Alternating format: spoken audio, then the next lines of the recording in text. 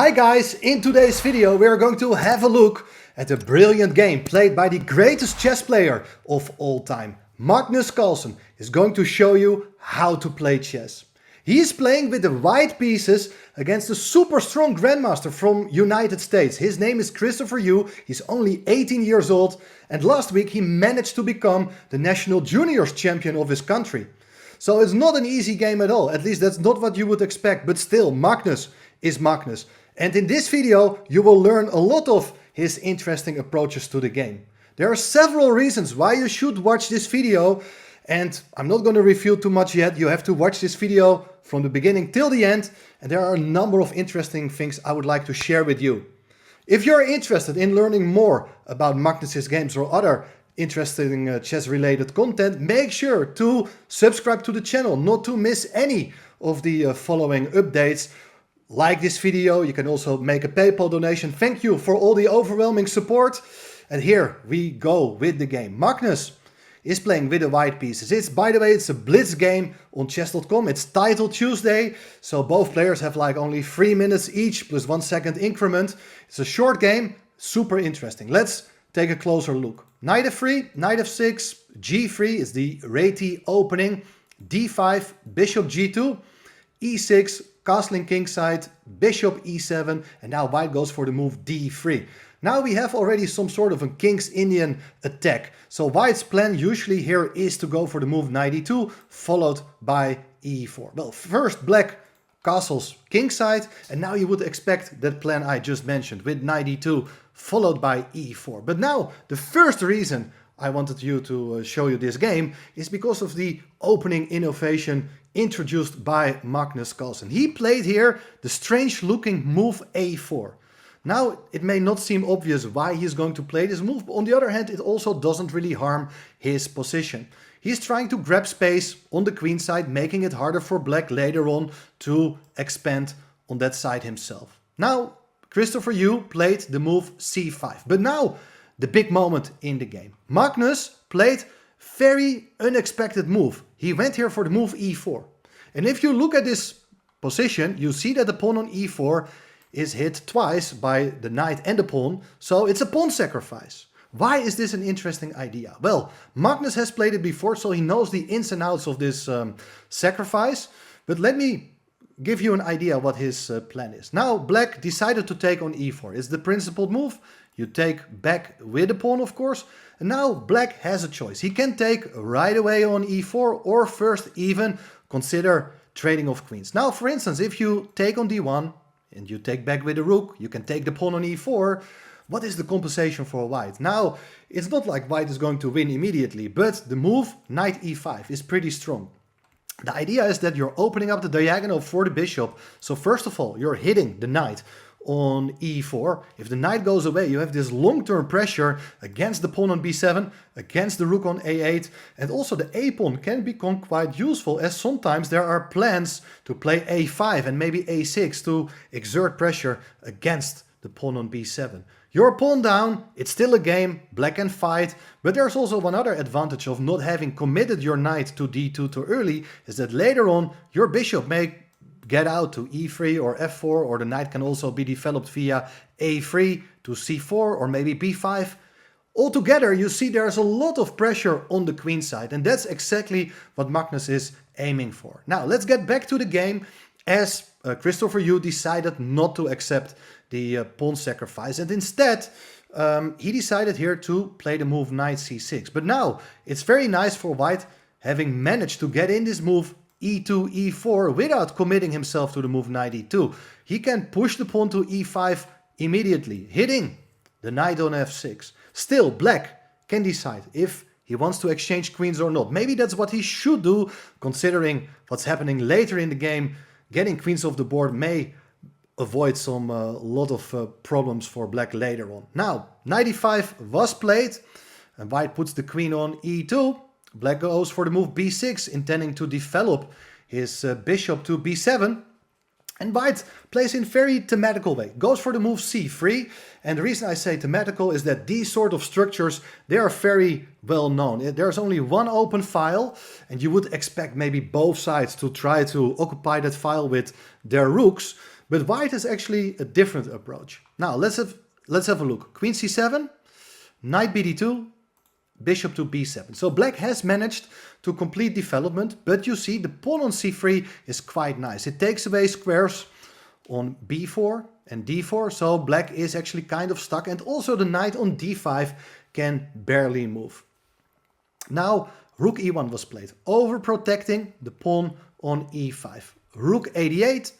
So here black is first to occupy the only open file, and another thematical move by Magnus. He pushes the pawn to h4 so that on a good day he can, for instance, put his knight on g5. And the reason you want to play this move is to get closer to the black king. Maybe the bishop comes to e4, maybe the queen comes to h5, and you see the pawn on h4 is covering the g5 square. Therefore, black played the move h6, preventing these ideas. And here, another very instructive moment, because how is white going to complete his development and build up eventually his attack?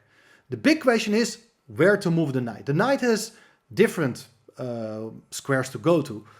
Ideally, you would put it on e4, because then it's mostly centralized and it's looking at the black king. But the main drawback is that the pawn on e5 is no longer defended. So here it's just knight takes e5 and you're losing a pawn as white. So what are the other options? Well, a thematical plan here is knight f1. So that you're getting your knight around to g4, and when the knight is on that square, maybe you sack.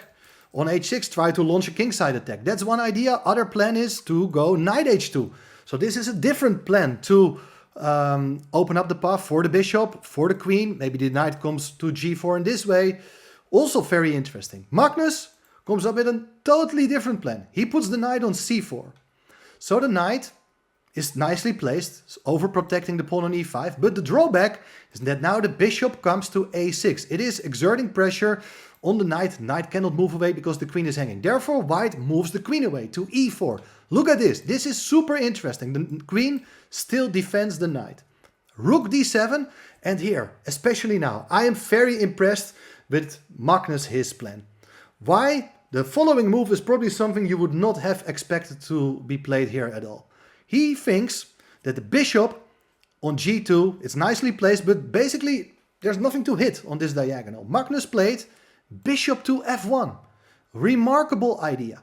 So that the bishop also defends the knight on c4, but after the move rook fd8, which was played, there is the move bishop to d3. So beautiful transformation of the bishop. Now it's on a different diagonal. Together with the queen, there's this idea to go queen h7, check, followed by queen h8 with checkmate. Now, big problem here for black is that you cannot really play f5. If you do that, to block the diagonal, there is pawn takes f6, capturing en passant. And if you take back with a knight, the queen is under threat. Also, the two rooks are hitting the bishop, but white has queen takes e6 with check, and black is completely busted. This is game over. So black doesn't have much of a choice. Played instead here the move g6.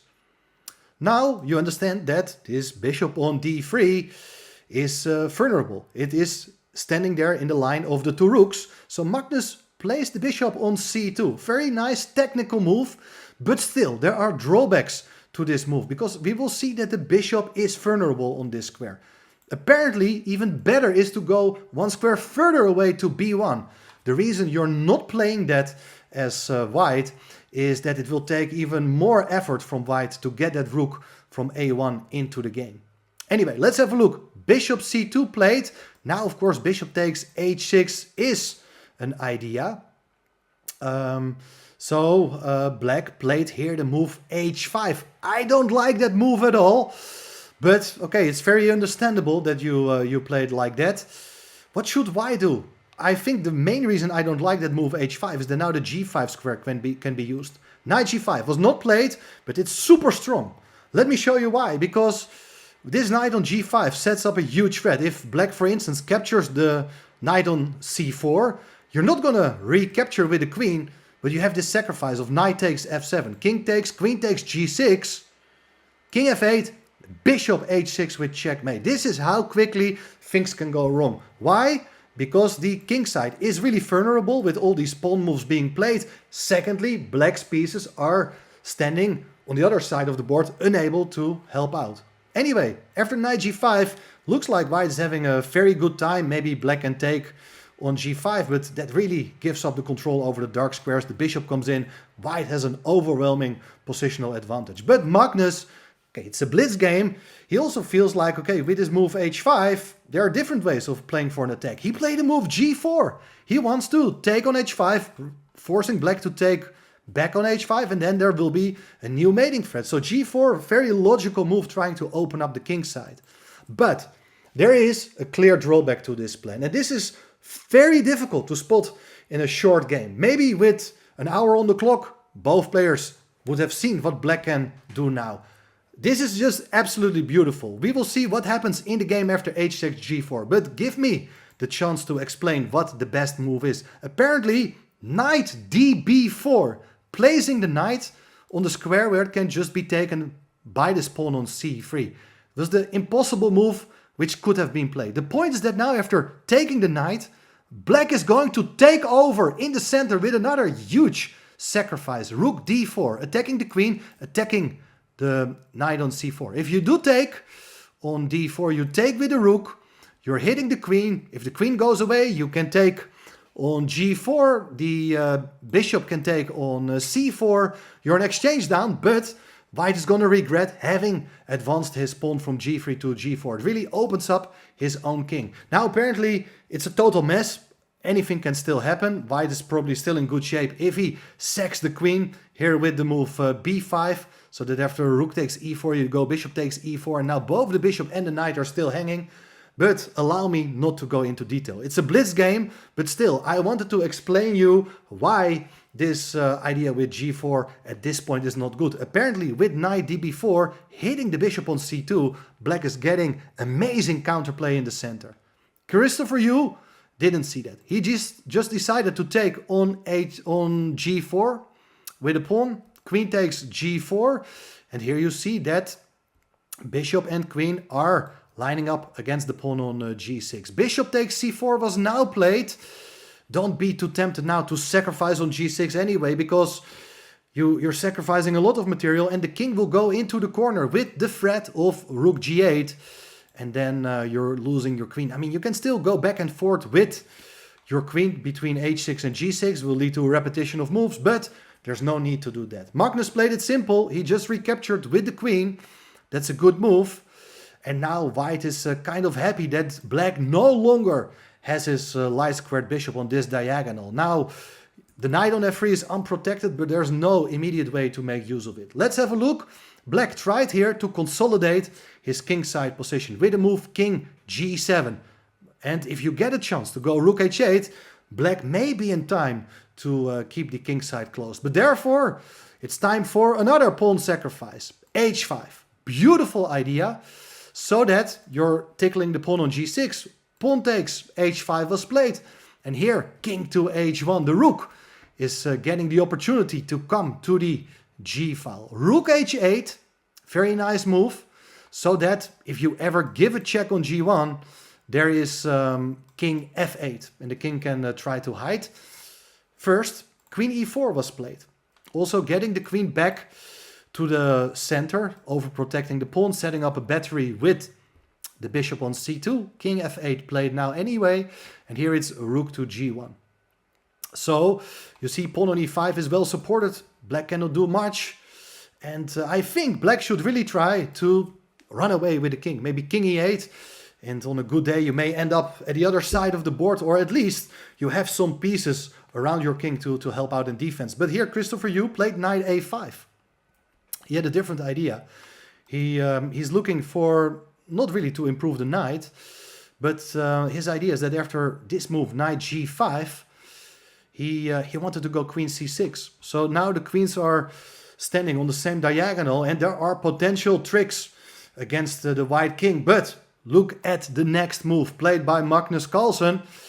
I give you one more chance to pause the video and find the best move here for white. Good luck. Da-da-da-da-da. White to play. Went here for knight takes f7. Beautiful shot. If you take it with the king, the queen comes into g6 with check. The king is now unable to run away to e8. The queen covers that square. If you go king f8, then the bishop comes in to h6 with check. No squares available. Only move is rook takes bishop. And rather than taking the rook, you just give checkmate on g6. Beautiful line, which shows that the knight cannot be taken. White is threatening to take the rook. Where should the rook go to? Well, the rook went to h7. Wait a second. The rook can be taken here. Yes, if you take it, full rook, then black's idea had been now to go knight f6. With a discovered check, you're hitting the queen. I mean, apparently you can still try to defend here with some move like bishop e4. White is still better, but don't get into this mess. There's no need to take the rook on h7. Magnus understood black's idea and wanted to take the rook on h7 in an even better version, as he sacrificed first his own rook on g8 with check. So the king has no squares to go, can only capture a rook or the knight. If you take the knight, it's the queen g6 or queen takes h7 with checkmate. Beautiful mate. In the game, king takes g8 was played, but now it's queen takes h7, check, king f8, bishop h6, check. The bishop comes into the game with tempo. There's no time for black to create any threats himself. He got to run with the king. Then it's queen g8. You're forced to block with the bishop. And then it's checkmate on f8. Well, let me know in the comments, what do you think of this game? Personally, I thought it was a really interesting game for various reasons. First of all, the opening concept with this move a4 and then the pawn sacrifice. We have quickly seen what the implications are of this pawn sacrifice if black is going to accept it. Well, in the game we got a very typical King's Indian attack type of position, in which black was having a very passive position. Magnus came up with beautiful ideas, including this beautiful bishop maneuver to d3. I really like that. Then, okay, apparently things were not optimally played. It's a blitz game. Forgive the players for making these mistakes, but it will also help us to understand better what is happening on the board. So, very nice attacking game. Let me know in the comments, what do you think of it? And last but not least, turn on the notifications, hit the subscribe button, and make sure that you're not going to miss any of the newest videos on this channel. Thanks for watching. Bye bye.